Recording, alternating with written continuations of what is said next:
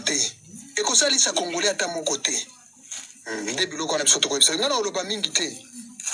Vraiment biso to bunda pona mauvaise gouvernance atika biloko wana to fanda na se to solola to tia na se makamunyo to tia na se to solola.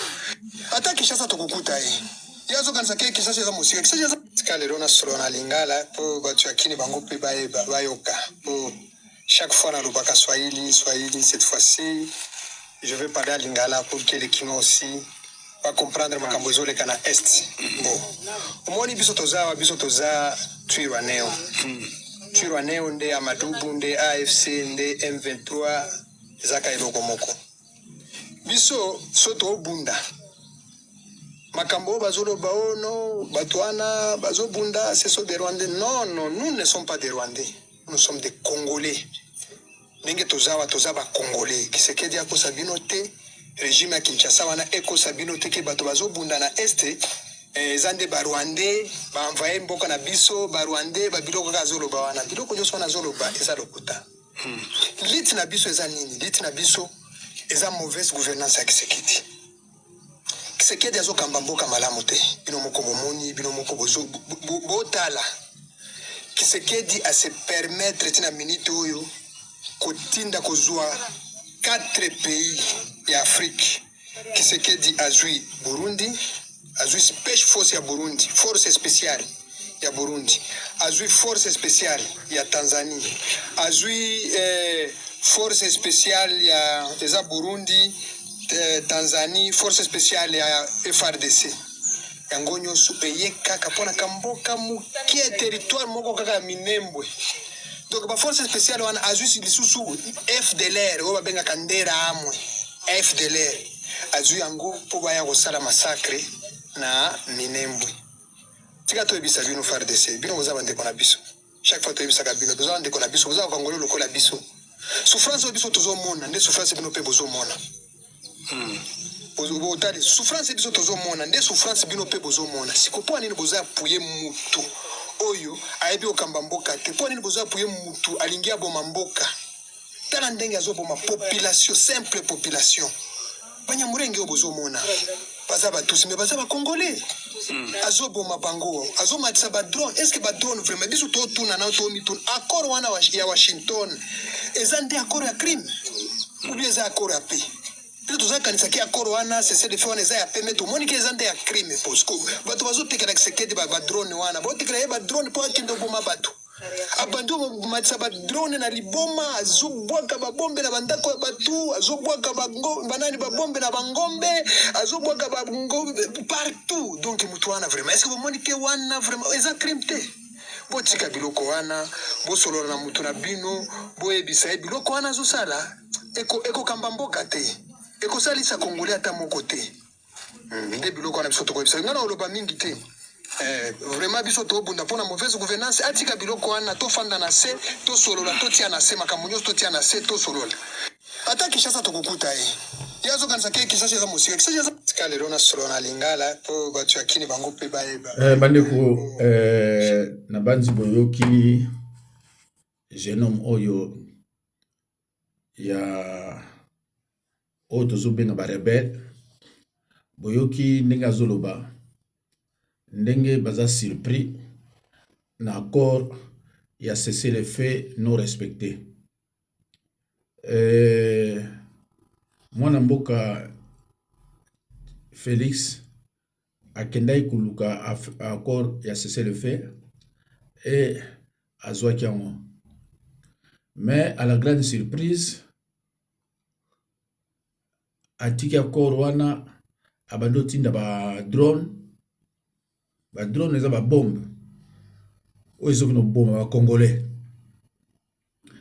ebele bakufi na biloko azotindaka wana ya wana boyoki ndeko oyo pe ya Congolais aza koloba mpona yango a faire comprendre bino ke suka bakokoma na bango na Kinshasa na minute oyo alliance ya colonel Ngoyi ya Nanga AFC na ya M23 baza na 10 à 15 km à Lubumbashi et que indique à peine introuvable, disons peut-être en fuite ou arrêté. Voilà. Alors, je tiens aussi à vous informer que Batouana ya AFC na Onani. M23 baza vraiment tellement belé. Nini outi kozala tombe. Kalemi ou bien Kolwezi. Outi okweya na maboko na bango. Kalemi. Alo bandeko ona yebisi bino eza yango wana. Mais koto na Kinshasa ba traître baza belé pour na likambo ya constitution. Makambo ya constitution ezongi lisusu. Mais s'il faut bien réfléchir, pourquoi Félix Tshisekedi tient-il à modifier ou à changer la constitution? Selon moi, c'est juste pour se maintenir au pouvoir. Sinon, ça ne serait pas la peine. Or, mandat Oya prêtaki serment, il y a 2 ans. Cela veut dire que 2 ans sur le coquille, ils ont droit à couper sa sous-candidature. Aye bien mo. Yango na lingi a changer constitution na ndenge na ye pour ba koma soki nini. Mais bandeko na biso ya AFC na ba konengo yi balobi a changer te bango baza na besoin na yango te. Soit ko changer a changer, soit changer te italien. Mais bango tango ba okoma ba okuta constitution wana te pour baza na tina nango te. Voilà. Alors bandeko toza so na ba nouvelle mususu awa bato baza payer na kisa c'est belé. Mais na ba matricule moko existaka nango te. Boto na mbongo ndenge ezokende. Mboka okoma propre ndenge ni. Bato nyonso ba biyibi na biyibi. Donc eza vraiment bandeko pas si bon. Nakoluka toyoka na ye.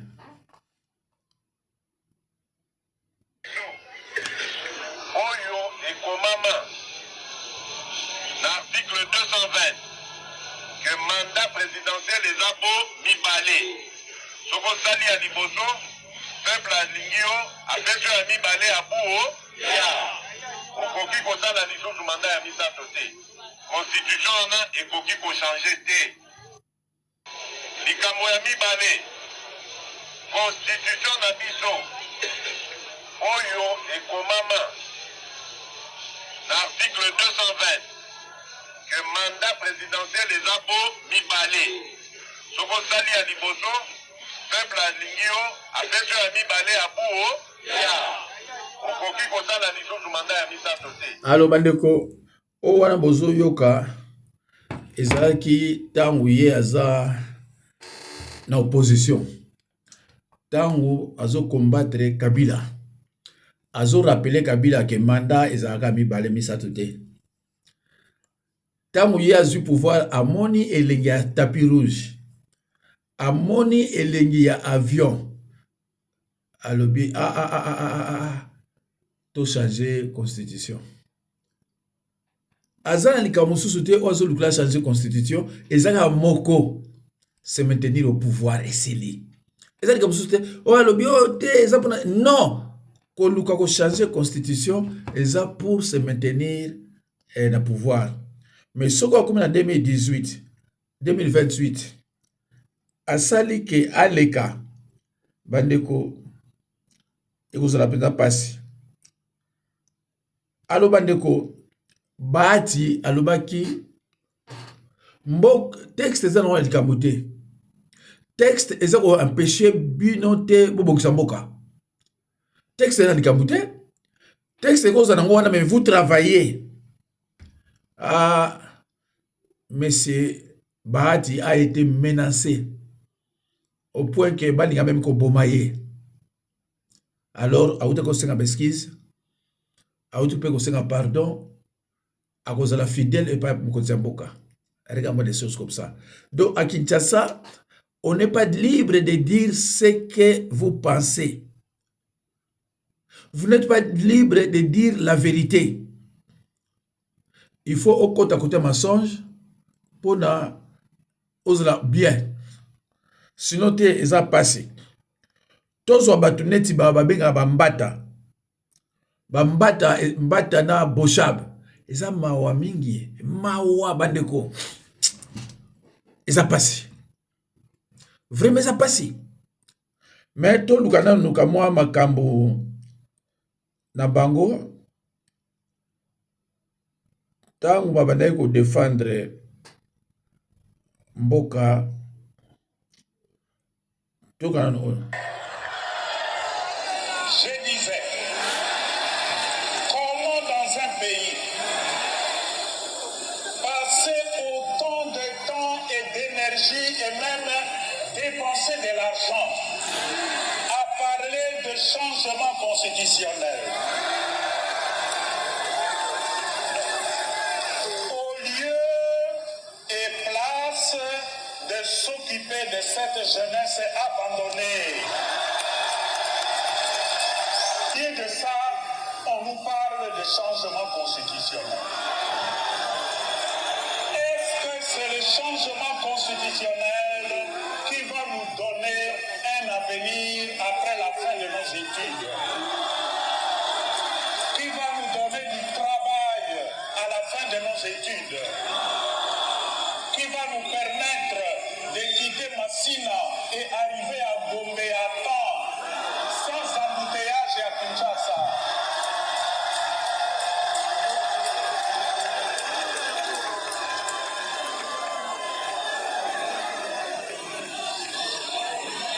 Quelle est donc la qualité de la formation que nous assurons à notre jeunesse aujourd'hui? Alors, bandeko boyoki, au lieu de s'occuper de cette jeunesse abandonnée, bino boza s'intéresser na constitution. Constitution bato sani. Occupez-vous de cette jeunesse abandonnée. Ah, ati ko mutu mundu ya mabe, ko mutu mundu ya mabe. Tango moni ki na kokité. Okotika na yo, c'est une république, ce n'est pas ton entreprise personnelle, individuelle. Tango moni ki omeki nzoto, ça ne va pas. Otiki na yo. Hein? Au lieu de s'occuper de la jeunesse abandonnée, au lieu de la constitution, constitution c'est nini? Ils ont kanganzela nini? Constitution moderne qui c'est la sanité? Hein?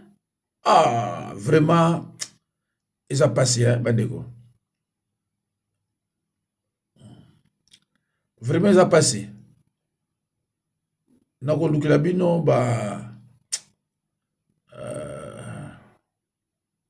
biloko mususu. Le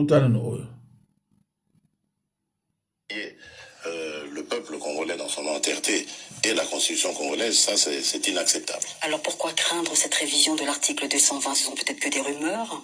Non, apparemment il y a des manœuvres pour le faire. Ce ne sont pas des rumeurs, ce sont des informations très sérieuses. Et pourtant, Lambert Mende Omalanga, le porte-parole du gouvernement, a bien dit qu'il y aura ce flambeau civilisé entre président sortant et entrant. Ce monsieur est très bien connu pour dire une chose et faire le contraire par la suite. Il est là dans son rôle, mais demain, lorsque le scénario catastrophe sera mis en route, ce sera le même qui reviendra pour dire le contraire et essayer de le justifier, nous le savons. Que fera l'UDPS si Kabila réussit à faire sauter justement le verrou de la Constitution? Nous le combattrons, mais avec tous les moyens que nous aurons à notre disposition, ça c'est clair. Nous ne l'accepterons absolument pas. Dans une interview, vous dites que l'année 2014 devrait être une année de libération du peuple congolais, que chacun soit attentif aux signes visibles d'essoufflement de la dictature. Alors, expliquez-nous vos propos.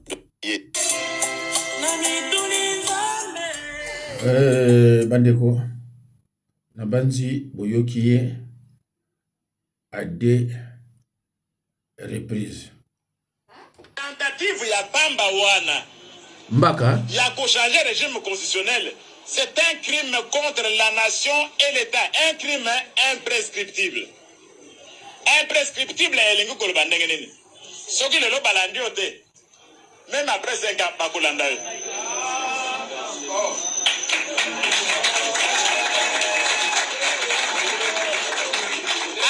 échappé bato ba monité. On va à 10 ans boyoka ka bato basala ba crime ya banazi bakende komi bomba na Amérique na Argentine.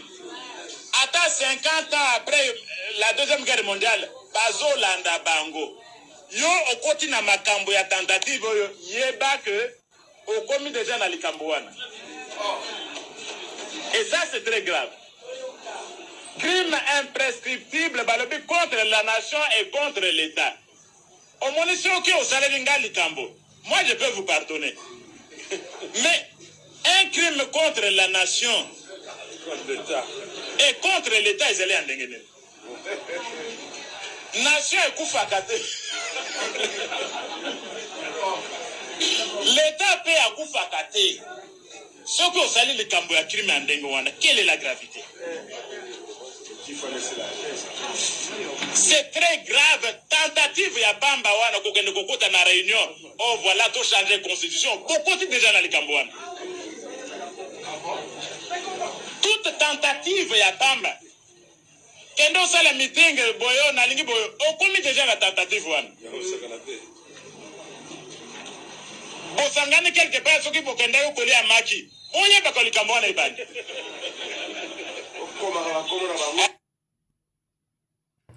Wana mbata soki mbata lelo yo le même mbata abandi kondima ba changer constitution le même mbata bosoka makambo na loba biso to landa ba archive soki bato wana baye ba mbata na banani o nani ba bengaki nani Bochab na mbata na mususu là ils seront arrêtés parce que baza ko s'occuper na jeunesse te baza ko s'occuper na ventre na bango. Voilà. Donc résolution oyo yake monguna ya liboso ya mboka oyo Joseph Kabila akoki lisusu kosangaje na mandat ya misato te. Amen. Mama likambo ya mibale constitution na biso oyo ekomama na article 220 que mandat présidentiel eza po mibale soko sali ya liboso peuple alingi yo apesi ya mibale ya buo ya okoki kosala lisusu mandat ya misato te. Constitution wana ekoki kochange te yango tokomaki esale donc tokomaki yango esinyamaki. Voilà, donc bandeko na ngai ye abandai ko reconnaître constitution wana. Mais sikoyo constitution ngo isali nini? Constitution wana esali nini po ye akoma ko ina yango?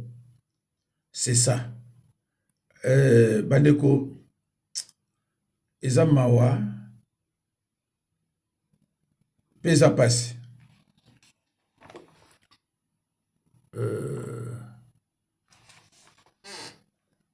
Baza kolinga koboma ba biloko yango naza nango.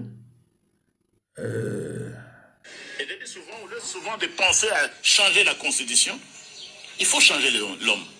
Parce que c'est l'homme qui applique cette constitution-là. Et depuis souvent de penser à changer la constitution, il faut changer l'homme. Parce que c'est l'homme qui applique cette constitution-là. Et depuis souvent de penser à changer la constitution, il faut changer l'homme. Parce que c'est l'homme qui applique cette constitution-là.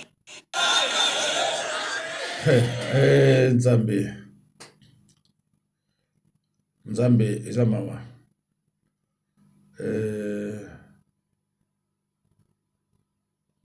Voilà.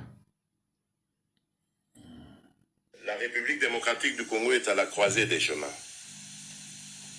Par l'obstination d'un seul individu à vouloir se maintenir au pouvoir coûte que coûte, appuyé en cela par son clan politique, notre pays risque de sombrer dans un chaos indescriptible. Au cours de ces 5 dernières années, le régime de M. Kabila s'est employé à saboter le processus démocratique, notamment en tentant de modifier la Constitution et la loi électorale, en instrumentalisant les institutions de la République dont la CENI et la Cour constitutionnelle, en réduisant l'espace politique et médiatique et en intentant des procédures judiciaires arbitraires contre les opposants et les membres de la société civile. La parole s'envoie, mais les écritures restent.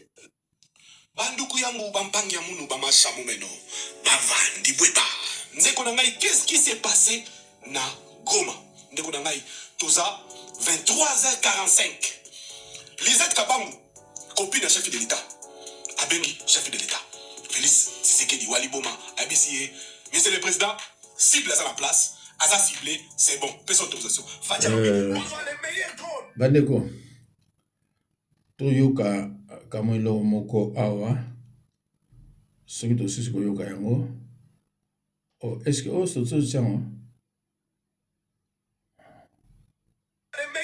vous savez, moi je dis souvent, quand les musulmans pêchent, ils ne vont pas vous dire allez changeons le Coran.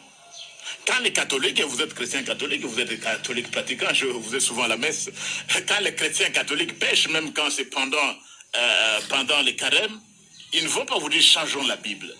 Et je dis souvent, au lieu souvent de penser à changer la constitution, il faut changer l'homme. Parce que c'est l'homme qui applique cette constitution-là. Donc je dis, il y a des choses qui peuvent être changées, qui peuvent être modifiées. Évidemment, ce ne sont pas les postures de droit qui changent. On peut le faire comme parlementaire. Il y a des institutions bien établies qui vont changer. Ce n'est pas n'importe quel citoyen qui peut vous dire aujourd'hui nous changeons et ça change. Donc c'est la meilleure constitution que nous avons, ça c'était, mais qui est perfectible. Comme on l'a dit, il n'y a pas de constitution parfaite. Et je voudrais dire une chose. Lorsque vous voyez par exemple l'indice sur la démocratie en Afrique, parmi les meilleurs, vous avez le Botswana, vous avez le Ghana, vous avez le Lesotho, vous avez l'île Maurice, vous avez la Namibie, vous avez l'Afrique du Sud. Voilà les pays qui sont recensés comme démocratiques parmi les tout premiers. Mais ces pays n'ont pas changé de constitution en tout bout de champ. Non. La constitution, c'est du sacré. Le peuple s'est investi là-dedans. Vous imaginez que des femmes, des hommes, des millions en train de courir pour adopter une constitution. Voilà, il faut la maintenir. Je reviens sur ce que je disais avant. Très souvent, et ça il faut informer peut-être le public, mais la constitution, ça ne se réduit pas au rapport entre le président de la République et le Parlement. J'ai dit la constitution, c'est un tout, il faut avoir une conception holistique, du préambule jusqu'à la fin. Tout ça, c'est la constitution. Il ne faut pas disséquer. Vous prenez seulement le problème qui se pose au niveau de l'exécutif. On doit changer, on doit réformer. Et très souvent, parfois, ça me fait rire. Lorsqu'on me parle de réforme, mais les amis ne disent pas toujours quelle réforme. C'est vague. Vous voulez réformer quoi? Oui, mais vous voulez changer quoi? Oui, mais vous... Voilà, bandeko. Boyoki kuna sikoto itala. Elo mususu. Oyo ezala mamuke intéressant. Voilà. Bandeko toyo kanano oyo. Le rapport de l'IGF est alité dans les médias, dans les réseaux sociaux. Non. Le rapport de l'IGF, c'est auprès du chef de l'État. Après, l'inspecteur va aussi sur le terrain, pas dans les réseaux sociaux.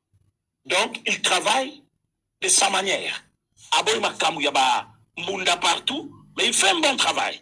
DG, Bitassi moi, Nani, inspecteur, chef de service, Bitassi moi. Communiqué de presse. L'inspection générale des finances vient de rendre public devant le responsable de la paie, de FRDC, de la police congolaise, police nationale congolaise, du CECOP, ainsi que de secrétaires généraux de l'administration publique, les conclusions de sa mission d'audit du fichier de la paie des agents et fonctionnaires de l'État. Il ressort de cet audit le fait saillant ci-après. 1. 145 604 agents payés disposant de numéros matricules incorrects, fantaisistes et fabriqués pour le besoin de la paye. Vous avez combien de personnes? 145 604. Je répète le montant.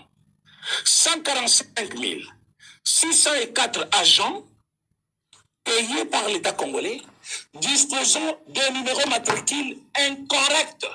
Donc, le matricule qui n'existe pas, incorrect. Mais basali yango pour le besoin de la paye.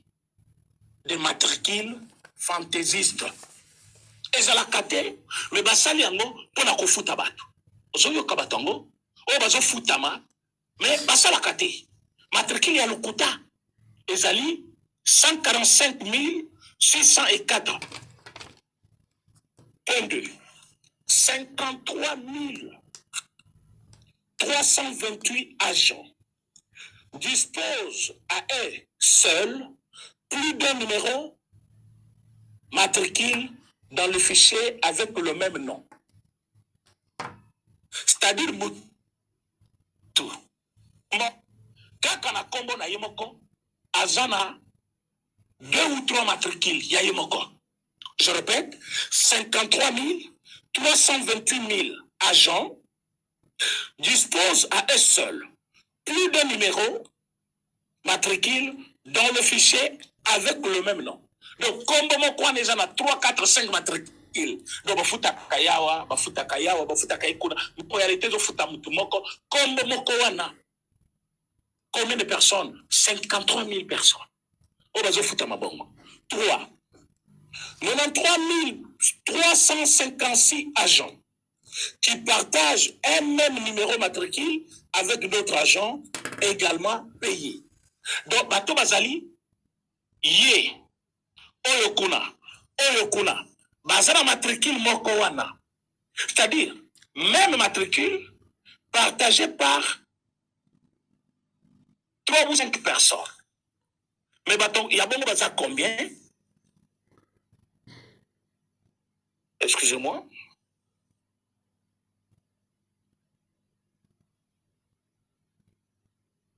Batobene baza combien? 93 356 agents. Dans le degré la Mouyibi. Donc, 43 725 agents payés sans que leur nom ne figure sur les listes déclaratives provenant de leur service d'origine. Donc, bafuta kamutu. Mais dans le service na ekonaka, la fiche déclarative ya kanabidie, comme des athées. Le bafuta kaye. Donc, bon, on est bimaka ndengeni. Mes chers amis, ça c'est le Congo, notre pays. Botala makambo batozo sala. Et après, ils vont réclamer le meilleur auprès de Tshisekedi. Mais botala mbongo, oh, l'État va perdre chaque mois. Aucune source. 961 agents chargés du traitement de la paye se trouvent sur les listes de paye de plusieurs. Alors, Bandeko, alors on est en peu à Moulaye. 147 634 agents, 147 000. O ezali ke bazwaka mbongo ya lokuta. Donc ba numéro matricule na bango eza ba numéro malamu te. Donc 147 000 baluba. Babusu bazana bona ba mbujimai, babusu bana kananga. Mais bazwaka mbongo. Ndeni mboke kobonga. Do yonde kona ngai so ozo comprendre tina fédéralisme te comprendre ngo sikona oyo. Parce que vol ya boye qui détournement ya boye na fédéralisme ezalaka te. Ezala ndenge ni. Tala bato uti musika na bakandanga na bambuzimai. Bazo sala na RDC na pays moko désordre. Tande bambongo zo bima. Tande makambo ezo bimebele. Ndeko nanga kombo nanga na bandi boye bien. Tant que, tant que fédéralisme kozalate et l'homme moko ete ozana mboko ete. Parce que la RDC c'est comme un continent. Mutu moko koko c'est pratiquement possible. Or ce que c'est le fédéralisme, batu ya état fédéral wana bazana charge ya gouverneur. Et na kati ya état fédéral na bango, baza na banque centrale na bango aussi. Biloko nyonso kozala te. Mais il faut la moto pour comprendre. Il faut un cerveau ya bato pour comprendre. Si vous avez un cerveau bato te, il n'est pas sûr à comprendre. Le lot tout le les airs. Aza sous ministre la nini, mais nazo mona kay kuna ministre de la défense, bazo popule ba sapatou, bazo sala boye. Quelqu'un qui est venu photographe à Ouganda. Ba kinois o batangi, ba licencié baza okufa, mais ça les a été. Ye aye photographe. Le ko aye na bit batindi ye kende kuna ba renommer yo parce que biso to sala ki boy. Allez, à cause de la moi ba cour mo accéléré na ipen. Azupete. Mbala moko azana famille na Kisasa te, mais na Kisasa bimi député. Na RDC bo mona ba kamnyoso hein. Aye na ki azana famille te, ba yebi été, mais abimi député. Tant ba nommé ministre comme on est bibakité a discuté. Ba liboso na mona ile wanda. A bangsi batu ali ba nommé mbala moko ministre. Ezo ba vino vraiment le côté. Ezo ba vino peser le côté. Mboka na biso za diriger na ba Congolais te. Na lukelo musu oyo ba Congolais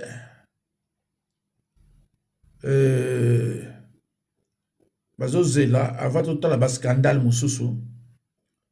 Voilà yango yo. Urgent. Document annexé accord de Washington. 3% pour la RDC. 2% pour le Rwanda. 55% pour les États-Unis. 32% Japon, Corée, Europe. On va accord si le Burkina signé. La richesse na bino, yabiso. Sur 100, biso na 3%. Mais na 3% tout ça nango, Rwanda ça na 10%. Alors, pourquoi regarder vraiment tout le monde à pouvoir? Tozo fingate, mais pourquoi regarder? Pourquoi on lingaya garder à pouvoir? Dire que si nous acceptons de signer ça, nous sommes esclaves. Je vous explique. D'après ce qui est dit, que lorsqu'on va aller, le Parlement va s'asseoir. Voilà ce qui est répertorié et ce qui est dit dans l'annexe. L'annexe que les parlementaires vont signer après, certainement qu'on leur donne la corruption, qu'on leur donne beaucoup d'argent, elle dit ceci, que sur le 100% des minéraux, la RDC a droit à 3%. Donc tous les minéraux dont on vous parle de l'accord de Washington, la RDC a droit à 3%. Ça c'est un. Le Rwanda, 10%. Pourquoi le 10% du Rwanda? Puisque c'est chez lui que l'on va traiter les minéraux et c'est chez lui que les entrepôts vont se retrouver. Les États-Unis à 55%. Donc, comme lui vient avec les capitaux, il vient avec ses entreprises, c'est 55%. Mais les entreprises vont être au Rwanda et c'est là où on va raffiner. Quatrième, le Japon et la Corée entrent en danse. Comment? Le Japon va amener la cartographie via ses satellites. La Corée va amener la matière pour l'expertise, c'est-à-dire tout ce qui est produits chimiques et machin, ça viendra du Corée. Et l'Union européenne va se retrouver dans ce bloc-là où il y a le Japon, la Corée et l'Union européenne, ils vont se partager. Le reste, c'est entre 32 ou 33%.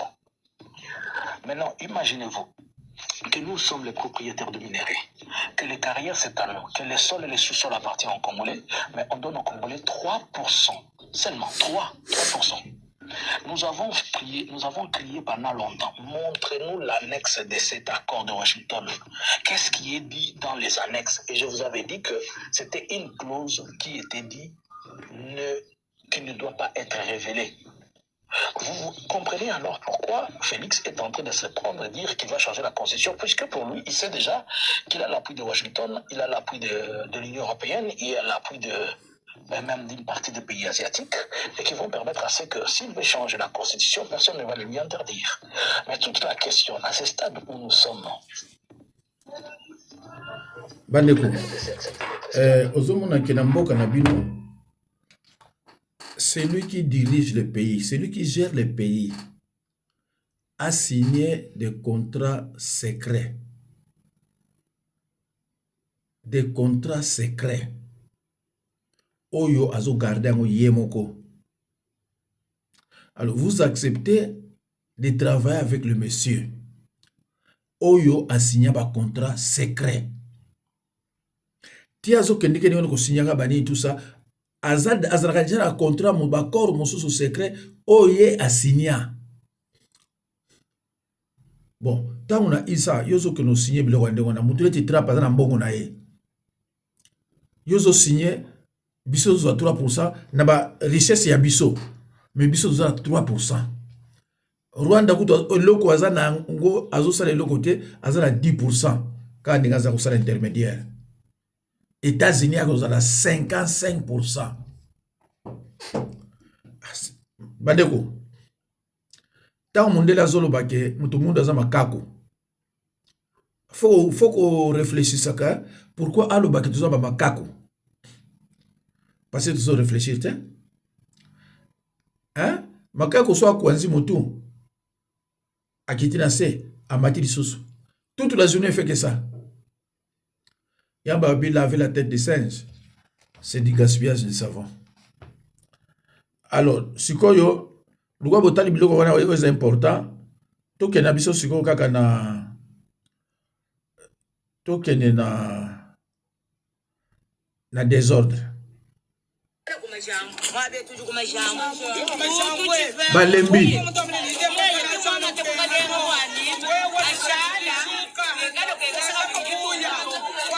Balembi babaye.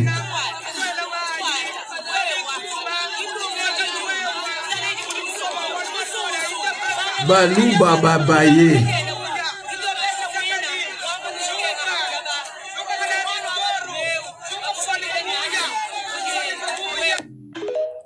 Voilà. Do baluba balembi. Toluka ndeko oyo.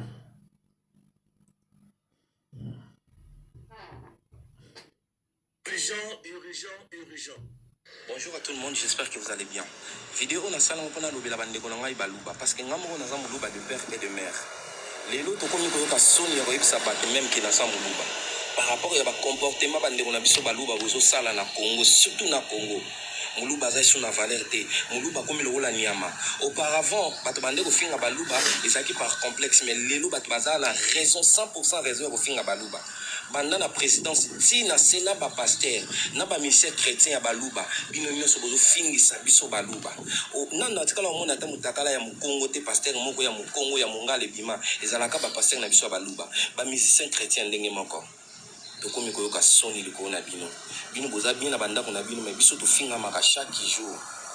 Ba musicien chrétien au mona tatu mutombo ayeli biso awa o longola ba ange tondolo to yambi ayeli biso chinois hiho lelo ayeso ayeli biso chinois ayema hiho mais là vous blaguez avec Dieu to moni so muluba mso abimi lobi ayeli biso o butaka eza mutakala donc pour na ye mutakala nzambe nde ebikisa masumu nous sommes rachetés pour na mutakala ya nzambe soki nzambe babaka kai mutakala te ne kulusu to linga kito bikate tu rencontres des choses bizarres au même Bible lobate.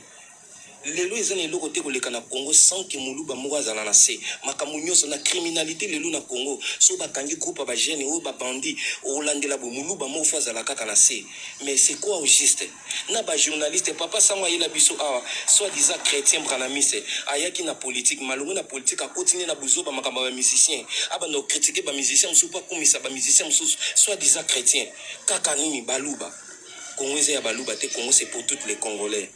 On a lembi vraiment ko ermo buba fingaka et ça la passe ka pour naza muluba mais ba comme finga biso par raison tout mais un peu ko changer comportement Congo za pour na ba congolais mais so poni baluba to komi mal vie partout comportement moko bizarre Aujourd'hui, nous sommes mal vus partout. Na Congo, Moutouboye, a opé confiance à 100% pour Zamoluba. Les locaux même toujours perdre même ma relation amoureuse ou les filles mobile so ebiseka que je suis Moluba au monde ka boy komika comme benga ebo show qui peut bout aboyo kaka posa Moluba. Pourquoi? Le Congo c'est pour tous les Congolais. Bande konanga baluba to doser. Tout ça passe à chaque problème faut Moluba kakazala. Les luba to bakomi ko douter même de dire que baluba baza ba Congolais té. Na moni vidéo babomi papa wana. Papa na biso a IDPS. Mutazo commenter le big oh mais baluba babomani est-ce que tel ba Congolais nani? On est makam na bango. Ça veut dire que le baluba tous sous ba Congolais té mais ça fait mal s'il vous plaît. Bonjour à tout le monde, j'espère que vous allez bien. Mais voilà vraiment tout le bango l'air nyonso muluba za Congolais té muluba za Congolais parce que photo etamboli ya mwana moko amoke na télé. Insécurité dans la ville à Kinshasa, toujours comprendre. Insécurité dans le Congo, République démocratique du Congo, en général, d'une manière générale, est commis et l'eki. Et l'eki, moi, je pense que même les lots de quoi télé, basali désordre, marcher, pédicile, pneu, pour manifester en fait mécontentement dans Bango. Pour l'insécurité, les gars qui, moi, on a eu balle perdu à Koufi. Pourquoi? Parce que, assassin, qui peut pas côté en pour Nabango, et tellement que, qui a accès à côté à la porte, les qui bien blindés, ceux qui bloqués, ceux qui n'ont pas, on doit mettre en désordre. Pour pas paniquer, dans ma station, on est bandé, on peut être maman, mais maman, Koufi, mais moi, on a qu'on a gorge, dans ce photo, on a photo, moi, on a similité pour TikTok, à connaître, bonsoir, madame Teda. TikTok, à connaître, mais vraiment, moi, on a Koufi, paix à son âme. Pourquoi nous comme choqués? Donc, côté est, ma c'est so bêta, dans la ville à Kinshasa, dans le bas, il y a une insécurité. Tous comprendre ce sauté. Donc, Moutambo, comme Moutambo, alors ça, il y a quoi d'ingi ko sala. Donc, on dirait, l'eau est athée, on dirait, ma pingue est raté, on dirait, en fait, justice est raté, donc, nous se mélangeons à boulouye et na boulouye. Est-ce que c'est normal? Que mboka mobo côté wana bibo soki tele wana basasa ayeba wandi ko beta masasi la police c'est ça qui côté nini. Il faut renforcer la sécurité dans la zone c'est sensible. Hein? Ndini est-ce que wana biso to koyi bisa bino ndini bino bosa musa na bino. Si moi na ana kufi bongo moi na ana asali nini pour que kufa bongo bo limbisanga. Asa mwana botami asa ko to ebité tamso nyaka za biso mo mutu na mokili soka nyaka dirige biso mboka soka nyaka za na mwana wana kufi asa bébé soki na yebi côté soko c'est déjà 1 an pour photo ba tia wana ndura za bébé mo azoni ko ba ko za ba 10 mois. Pourquoi? Parce que insécurité surtout le que l'état ont failli la mission il y a que protéger biso population to memi ngambo. Oh oui, l'état vous ont faillir, je suis désolé. Parce que quand je vois cette vidéo-là, je vois cet enfant-là à Koufé Bongo. Côté ceux qui na est, tu comprends, côté qu'on a des rebelles basali. Et bon, on a capitale. Hein? L'État a faillir. Ceux qui ont failli, on a est, désolé. On a faillir dans la capitale. Parce que qu'on a capitale, l'institution, je suis allé, ma campagne. Photo est embolée à moi, dans mon camouflage dans la télé. Insécurité dans la vie. Insécurité. Ezelo moko bande komone na chaka biloko ha ta musuna yeba ki tomona bêtise moko elekangi bolimbisi parce que to chaka ba information ko apo bozwa boyeba ke likamiso le kaboy mais bo remarquer place moko awo ekozala ndika moi mabe na kosala nita loba maloba bima mibale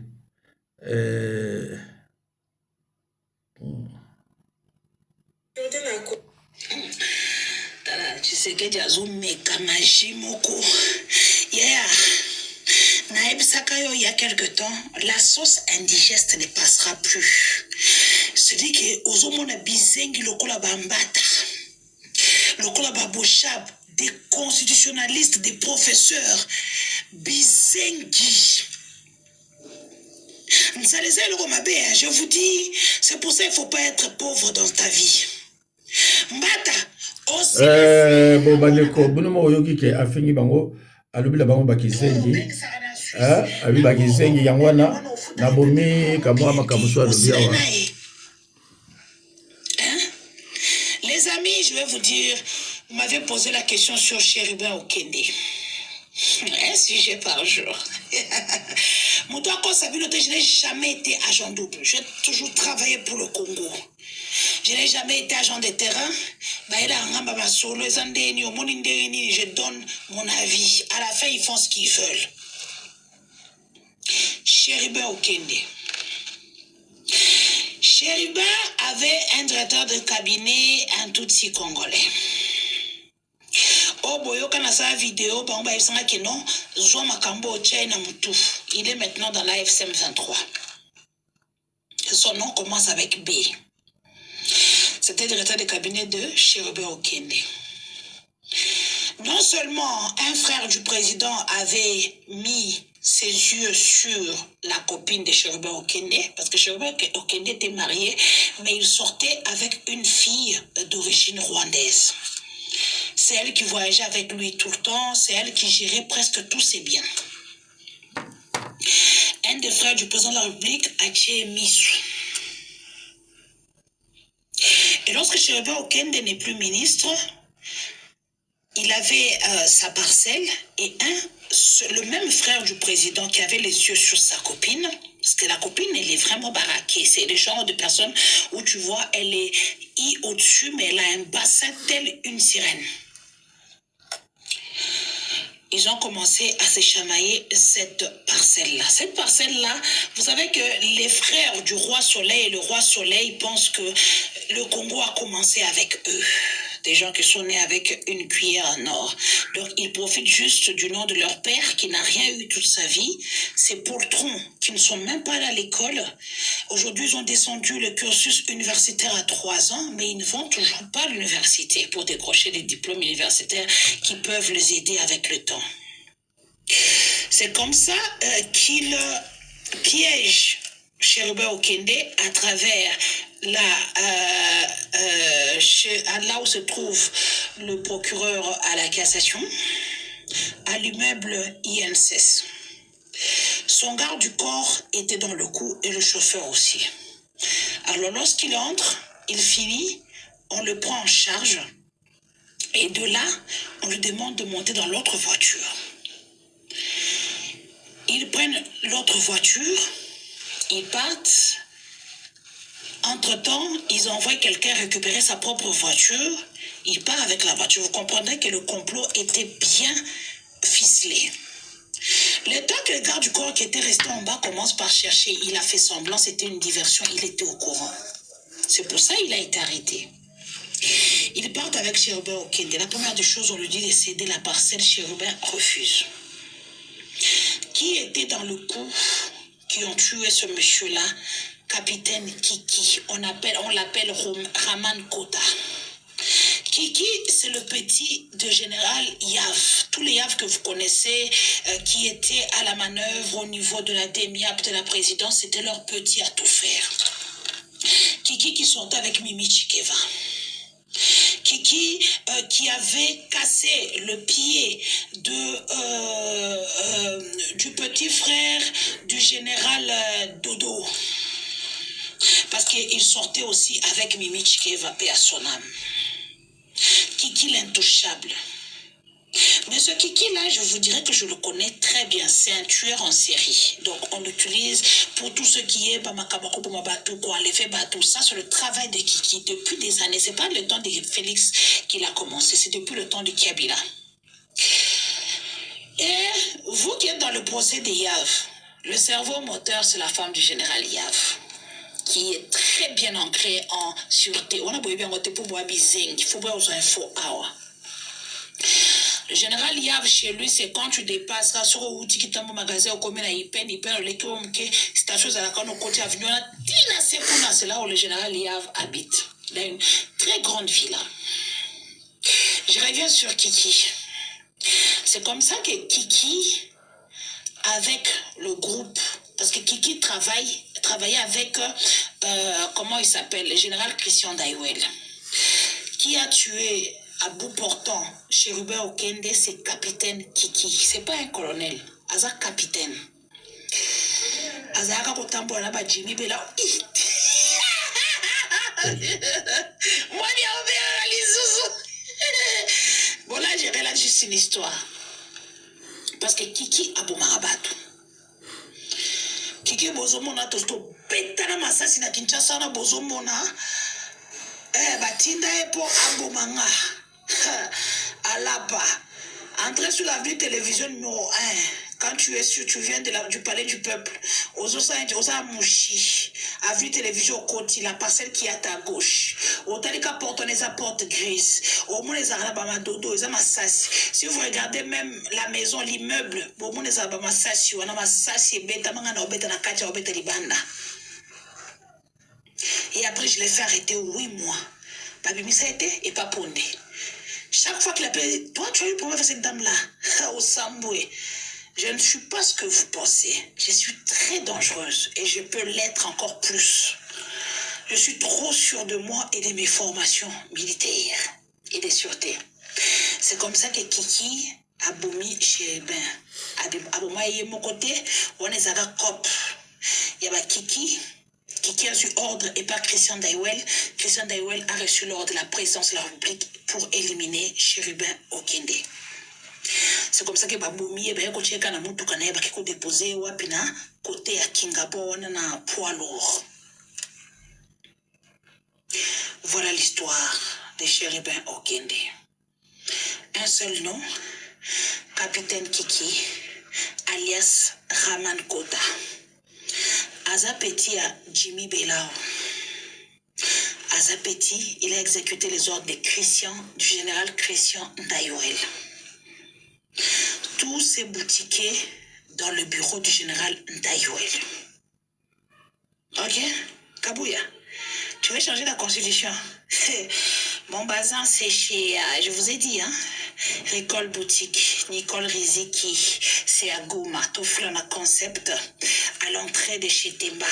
Donc voilà. Bandeko, na benga inga, po balo balanga ke Denise oyo zoloba aza normalité, abela malade moko ezaka ya grave. Mais bandeko, omoni mwana biso soka zoloba azoloba makaba solo.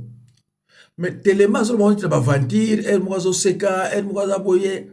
Yo so zabe mutu moko sala balance, oye ba makamani ni azoloba. Ayi makaba belé. Parce que ça que ba service wana. Ndeka zoloba no ke okeke ba boma ki na mutu bo ezandengo wana. Mais si on tango ya zoya azo sangisa makaba belé ya koloba.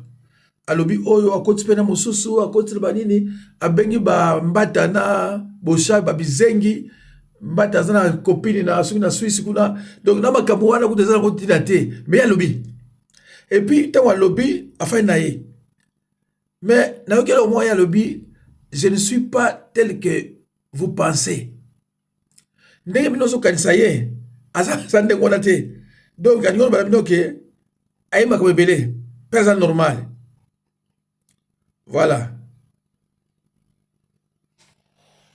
Jambo tekeno zimpangi zami baleke bami zimbuta zami batata yebamama mu kimvuka kya luozi lweto mono yipangi eno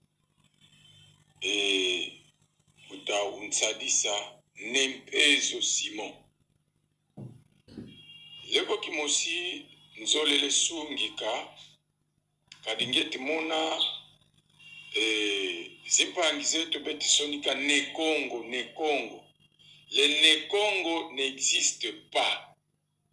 Nekongo n'existe pas. Tuba Congo. Mukongo, Nkongo, Bakongo. Kanti Nekongo n'existe pas.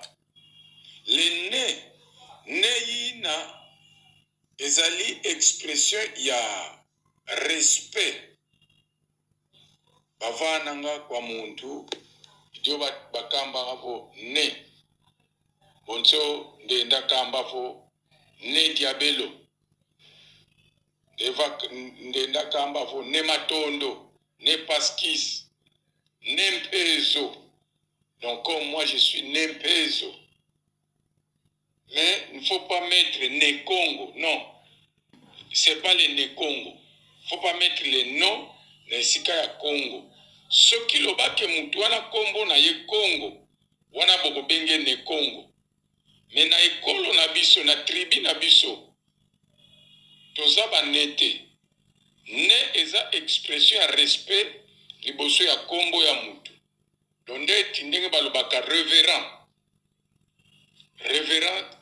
révérend tel epai na biso okotia ne mpezo ne matondo ne landu ne diabelo nde yango wana nalingaki natia mwa muke botika kotia baleki na erreur ya kolobete ne Congo te ne ezali expression ya respect pona mutu me eza pona tribi te tribi toza kaka tribi Congo toza Congo po touti na Congo diante otila na kati na Congo wana na bakongo nde okokuta toza na ba Manyanga toza na Bantandu toza na Ndibu toza na Besingombe pe bazalaka te boyokanga malamu bato baza koloba na ke pe azaka Musingombe te Musingombe aza Ngombe Manyanga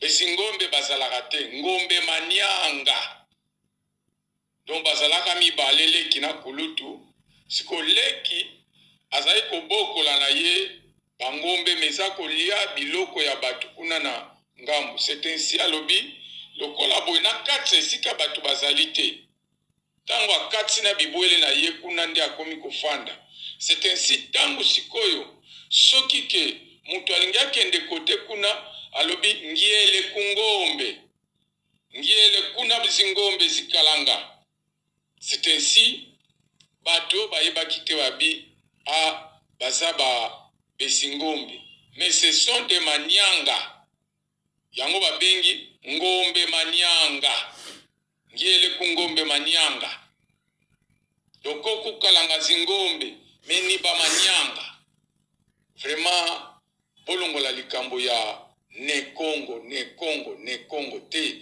oyebisa ba jeune gens que ne Congo ezalaka te merci bika nzambi kakulukeba Zambi katukeba betu babonsono mono ipangi eno mbuta unsadisa nempezo Simon.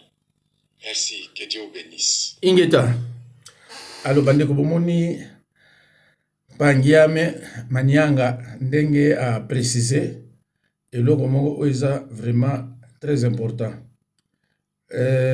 ndeko eza mawa sona bino mawa eza mawa sola bina bino eza mawa pona la kisabino muto yo sona mona ye bongo na kita mbala moko na se eza mboke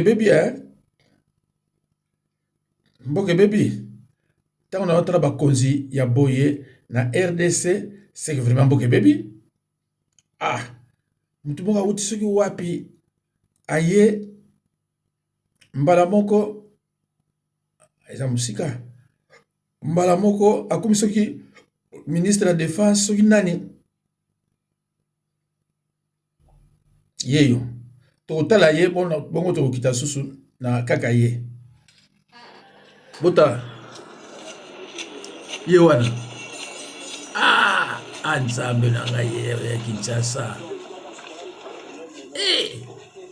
mokonzi yango mpe sans forme et les airs tala ba garde du corps un photographe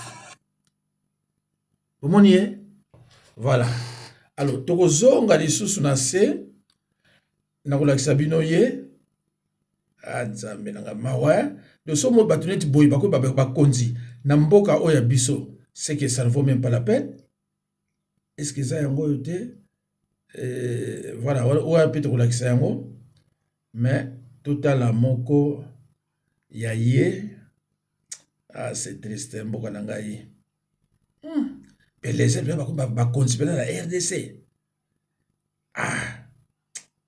nzambe bopasiente moke bandeko yeyo totala Bozo mona ba ministre na bino oyo. Et les intambwe. Un moto oyo peuple no tia mo elikia. Mais tala bizalelo. Akiti na chip. Botala. Bazo pangusa ye. Sapato na nani. Na militaire FARDC. Tala mboka ndenge koi. Bato oyo baye na pouvoir. Baza ko loka ou ndenge nini. Na boy ko lobaki baluba. Parce qu'il y a des baluba oyo bazo se comporter bien. Mais ba oyo na yebite baza ya ndenge nini baza ko loka ba ndenge nini. Ndenge nini yo mutu uti pe na chip. On y a ti poto te. On leki la poussière te. On mati vélo te. Oza na chip. Ozo kita. Na Sony. Donc, Aouti na poto te. Aouti na maïté. Aouti na maïté. Mais, bazoko longola ye ba poussière. Ah, bandeko. Eza mawa. Et puis na banani, na ba soda. Ah, si on a comprendre, ce que za ministre de la justice, ou bien il y a défense, je vais me renseigner. C'est vrai.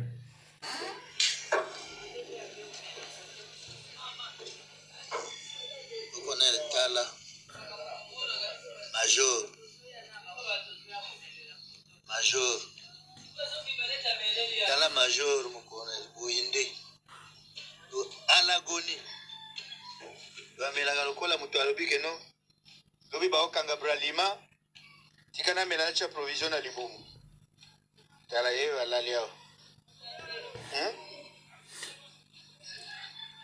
bien mai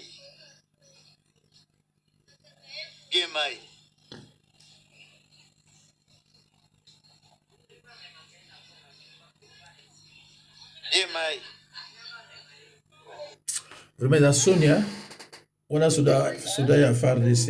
Mais tu vas acheter une maison avec ton compagnon? Oui. Hein? Oui. Ça va arriver. Tu auras cet argent-là pour acheter une maison, une très belle maison. Merci. Ça va arriver. Tu vas te donner ces moyens-là. C'est une bénédiction pour toi-même et pour ceux qui t'entourent. Ça va arriver cette maison. Le Seigneur étendra sa main dans ton activité. C'est ce que j'ai vu. Je ne sais pas s'il y a une question, allons-y. Ndenge balobika ka koboma ekomi Il y a des gens, maman. Ekomi no moko. Oui, bah c'est ça déjà, nous mettre causer déjà, donc on a fini la caca, mon nanier. Ayebite loko ezolobela wapi bato nyonso baboyi bango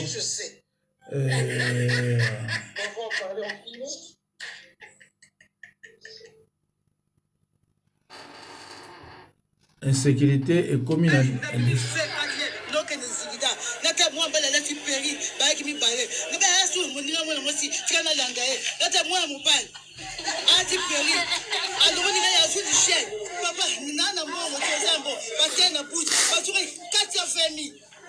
Wana butu. Ya komena 4 Wana koteni. Na tatamena. Na tatamena laki bango. Ah, boni no yo butu. Ne ba deni. Tala masiko yo. Ah? Taba zoki ombo. Intervention na butu yaki. Na mutu yaki te. Na matika na bisa na kei. Siko suka na bango ndeni. Basuka mbongo bakei. Baba ngapo na bano ko. Siko ke musika to na sulu na bango boete. Baba na mabebe bano. So mbongo ya komesa na koma futa ngo ndangu libola bano. Donc moi on des facteurs pour ça commerce. On va boto. Donc on va tuna sigida. Oteki o futu komesa. Donc on se okana na oye nango. Nena kelo na mbona na babi na kanda makasi. Ngana bano na mona sulu bango te bano. Bake musika bano. Parce que ma pression munduki wana au salon ni.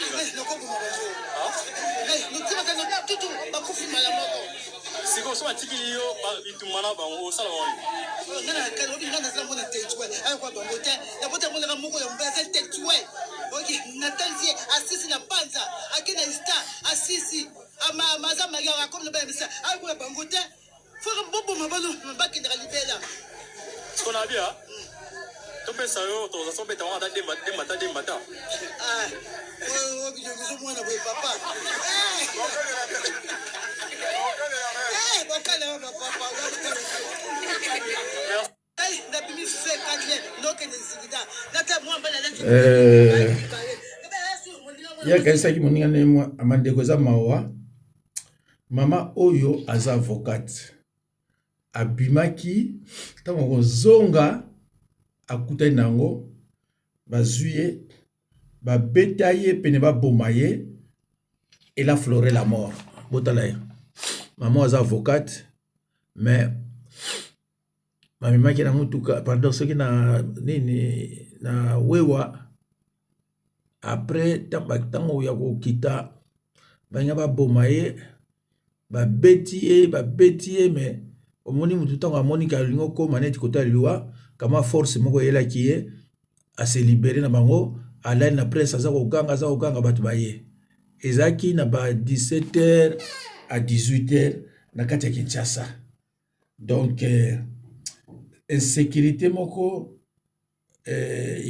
ya liwa ezali na mboka na biso mais mutu akoki koloba aza te mutu akoloba mpona kodefendre bato oyo aza te nalakisa bino dernièrement ya mutu oyo autaki na Turquie akendaki kotala famille na ye bakotelaki ye bareklamaki ye $6,000 azalaki nango te bomoni nde basalaki ye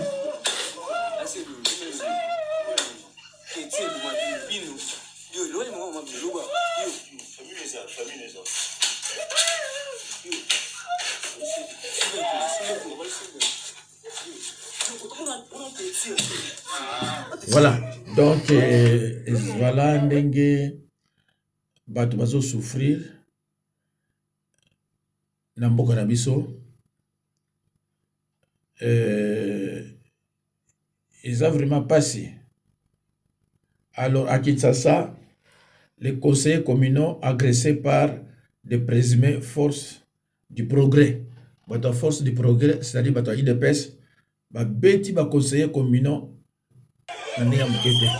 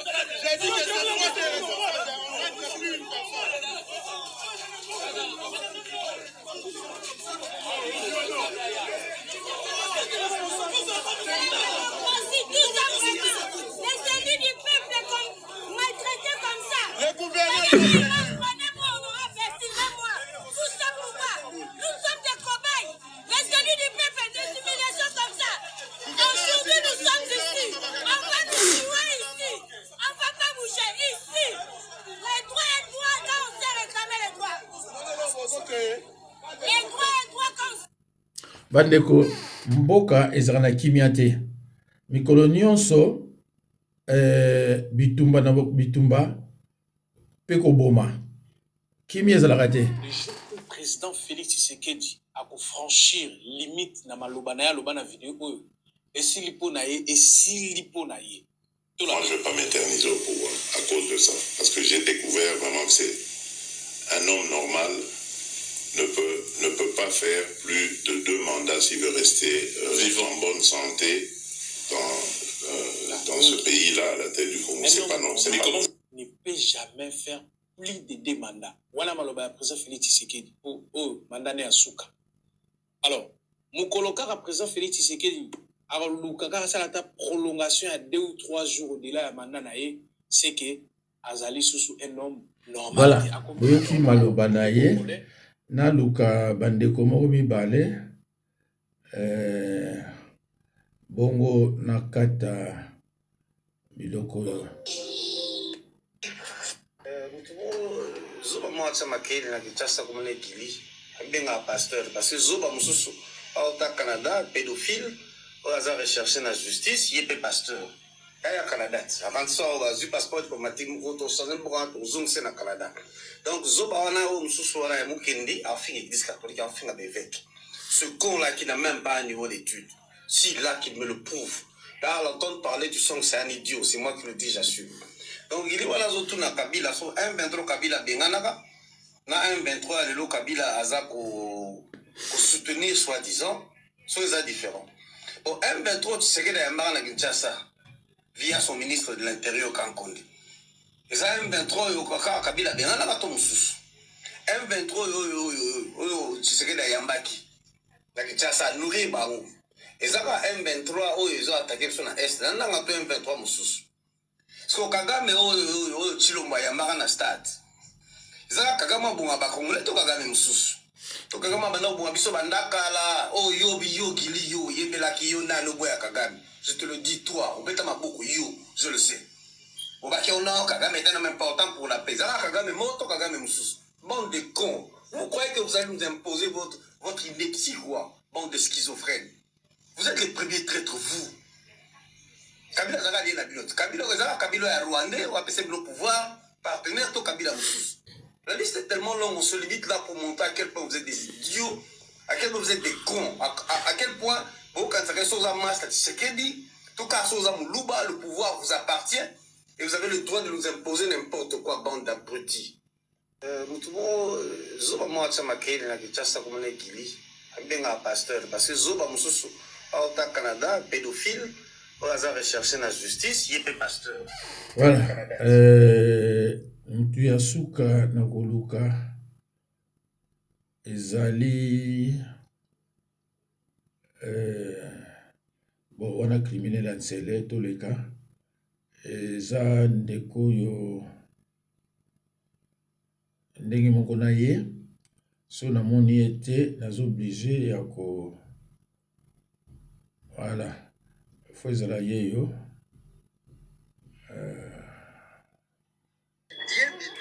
Oye olobi Félix Tshisekedi akotika pouvoir po apesa na nani et puis mutu akopesa yango po asalela yango nini taki tina répondre Félix Tshisekedi azana mutu akopesa pouvoir te faut koyeba soki yeba pesa ka pouvoir donc élection ezoya yete akopesa mutu pouvoir to kende na élection pour que mutu akogani azala mutu oyo akonome ba ministre incompétent lokola yote.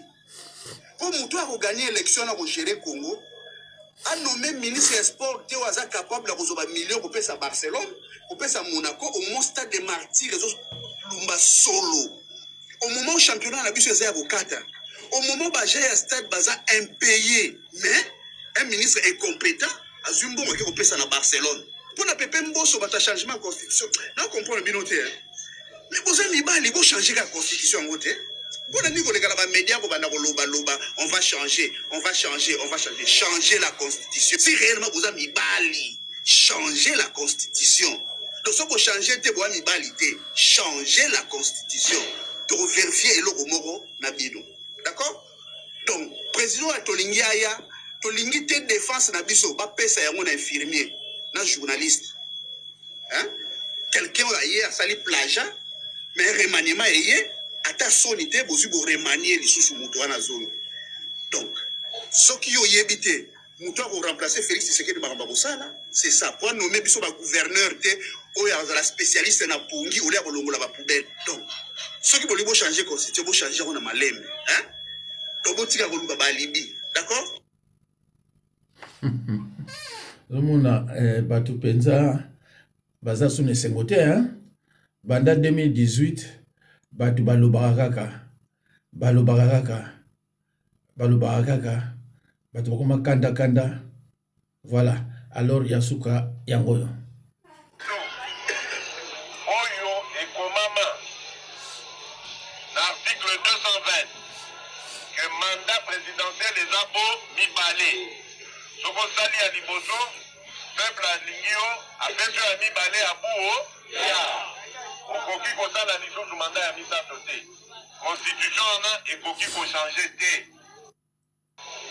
voilà ye moko mutu akonfirme yango lisusu ke deux mandats esili voilà babayi bino hein voilà